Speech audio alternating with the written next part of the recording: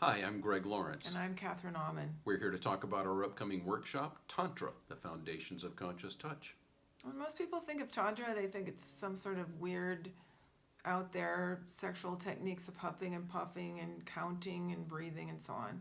And this workshop is not that. It's about the basic foundation of all sensual touch, which is bringing mindfulness and conscious awareness to touching and being touched. There is a lot more to touching and being touched than just touching and being touched. If you are in your body, because in Tantra we're about embodiment, if you have focus and awareness, you can enjoy touching another person as much as they enjoy your touch. And we can show you exactly how to do that in this workshop. People aren't aware that we live in a culture that encourages us to be not in our bodies, to be thinking, analyzing, judging, so on. And there's nothing wrong with this, except it doesn't belong in the bedroom. If you attend this workshop, you're going to come up with new ways of thinking, feeling, and thinking about feeling. This is G-rated, it's experiential, and you're going to walk away with information that's going to help you immediately.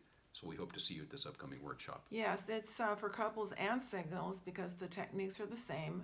However, single people don't need to be worried because everything's consensual and we do our best to create a completely safe environment.